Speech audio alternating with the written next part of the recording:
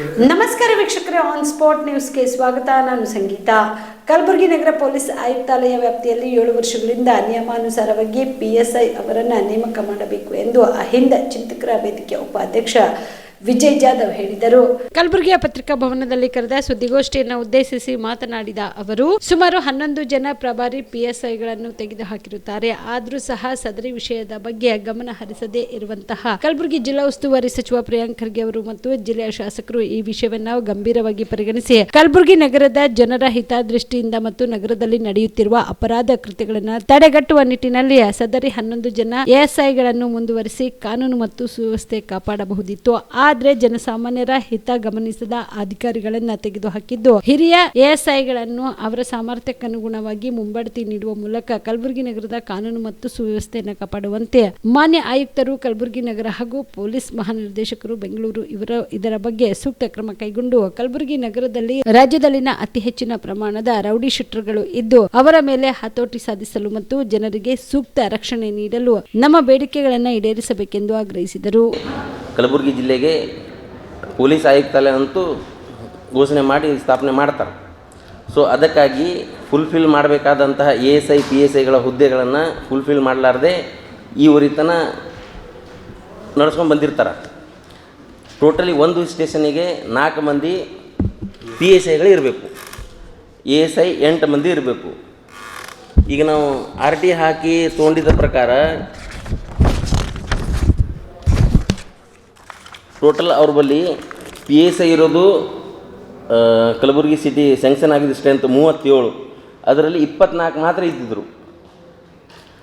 ಅದು ಅಲ್ಲದೆ ಆ 24 ಇದ್ದದಲ್ಲಿ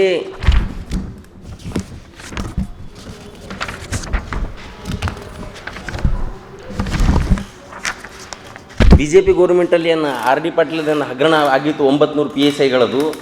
ಆ ಹಗರಣವನ್ನು ಮುಚ್ಚೋಗಿ ಅಂತ ಅದು ಅಲ್ಲೇ ನಿಂದಿರಿಸಿ ASIಗಳನ್ನು ಸ್ವತಂತ್ರ ಪರಭಾರ ಮಾಡಿಸಲಾಗಿ 900 ಮಂದಿ ಇಡೀ ರಾಜ್ಯದಾಗ ಅವ್ರಿಗೆ ಪ್ರಮೋಷನ್ ಕೊಟ್ಟು PSI ಹುದ್ದೆಗಳನ್ನು ಫುಲ್ಫಿಲ್ ಮಾಡಿದ್ರು. ಅಂದ್ರೆ ಒಂದಿದ್ದನ್ನು ಎರಡು ಮಾಡಿದ್ರು ಒಂದೊಂದು ಕಚೇರಿಗಳಿಗೆ, ಒಂದೊಂದು ಸ್ಟೇಷನಿಗೆ. ಬಟ್ ಈಗ ಒಂದು 6 ತಿಂಗಳು ಮುಂಚಿತವಾಗಿ ಕಲಬುರಗಿ ಜಿಲ್ಲೆಯಲ್ಲಿ 11 ಮಂದಿ PSIಗಳನ್ನು ಡಿಮೋಷನ್ ಮಾಡಿಬಿಡ್ತಾರೆ. ಈಗ ಮಿಕ್ಕಿದ ಉಳಿದಿದ್ದು 24ರಲ್ಲಿ 11 ಮಂದಿ ಡಿಮೋಷನ್ ಮಾಡೋದ ಒಳಗೆ 13 ಮಂದಿ PSIಗಳೇ ಮಾತ್ರ ಉಳಿದವು. ಎಲ್ಲಿ ಕಲಬುರಗಿ ಜಿಲ್ಲೆಯಲ್ಲಿ 14 ಕಚೇರಿಗಳು ಅದಾವೆ ನಗರದಲ್ಲಿ. ಅಲ್ಲಿ ಒಂದೊಂದು PSI ತೊಗೊಂಡು ಇವರು ಲಾ ಆ್ಯಂಡ್ ಆರ್ಡರ್ ಹ್ಯಾಂಗೆ ಮೇಂಟೈನ್ ಮಾಡ್ತಾ ಇದ್ದಾರಾ, ಜನರ ಸಂರಕ್ಷಣೆ ಹ್ಯಾಂಗೆ ಮಾಡ್ತಾ ಇದ್ದಾರಾ. ಕಲಬುರಗಿ ನಗರದಲ್ಲಿ 2 ಶಾಸಕರು ಬರ್ತಾರೆ, ಒಬ್ಬರು ಶಾಸಕಿಯವರು, ಒಬ್ಬರು ಶಾಸಕರು ಶ್ರೀ ಅಲ್ಲಂಪ್ರಭು ಪಾಟೀಲ್ ಅವರು ಮತ್ತು ಕನೀಸ್ ಫಾತಿಮಾ ಅವರು. ಅವ್ರಿಗೆ ಇದರ ಬಗ್ಗೆ ಗಮನ ಇಲ್ಲ. ಜನರ ಸಂರಕ್ಷಣೆ ಮಾಡೋಕ್ಕೆ ಸಿಬ್ಬಂದಿಗಳು ಬೇಕು, PSI ASIಗಳು ಬೇಕು, ಫುಲ್ಫಿಲ್ ಮಾಡಬೇಕನ್ನೋ ಪ್ರಜ್ಞೆ ಇವರಿಗಿಲ್ಲ.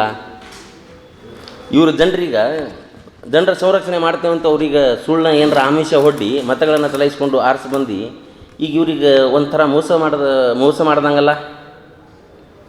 ಸೊ ಅದ ಕಾರಣಕ್ಕಾಗಿ ಈಗ ಟ್ರಾಫಿಕ್ 1, 2ರಲ್ಲಿ ಇಬ್ಬರಿಬ್ಬರು PSI ಇದ್ದಾರೆ. ಅಂದ್ರೆ ಜನಸಾಮಾನ್ಯರಿಗೆ ವಾಹನಗಳ ಮೇಲೆ ದಂಡ ವಿಧಿಸಿ ದುಡ್ಡು ವಸೂಲಿ ಮಾಡೋಕ್ಕೆ 4 PSIಗಳನ್ನು ಇಟ್ಟಿದ್ದಾರೆ.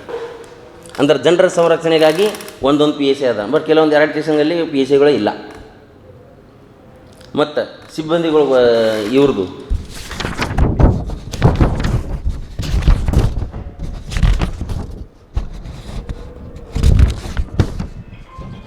BPL ರೇಷನ್ ಕಾರ್ಡ್ ಹಾಗೂ ಆಯುಷ್ಮಾನ್ ಕಾರ್ಡ್ ಫಲಾನುಭವಿಗಳಿಗೆ ಸುಜಿನಿ ಆಸ್ಪತ್ರೆಯಲ್ಲಿ ಉಚಿತ ಚಿಕಿತ್ಸೆ. ಕಲಬುರಗಿಯಲ್ಲಿ ಸ್ತ್ರೀ ರೋಗ ಹಾಗೂ ಮಕ್ಕಳ ಚಿಕಿತ್ಸೆಗಾಗಿಯೇ ಪ್ರತ್ಯೇಕ ಆಸ್ಪತ್ರೆ ಪ್ರಾರಂಭ. ಸುಜಿನಿ ಕಲ್ಯಾಣ ಕರ್ನಾಟಕ ಭಾಗದ ಅತ್ಯಾಧುನಿಕ ತಾಯಿ ಮತ್ತು ಶಿಶುವಿನ ಆರೈಕೆಯ ಆಸ್ಪತ್ರೆ.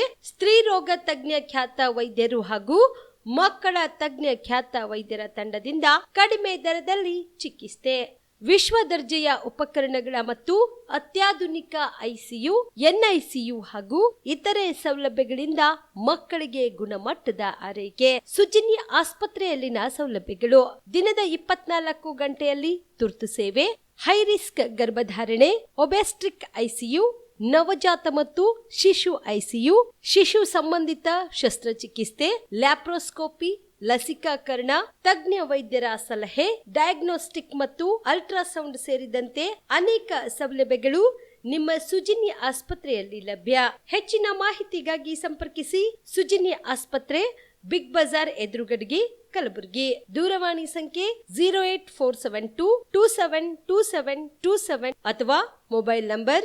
9900427814.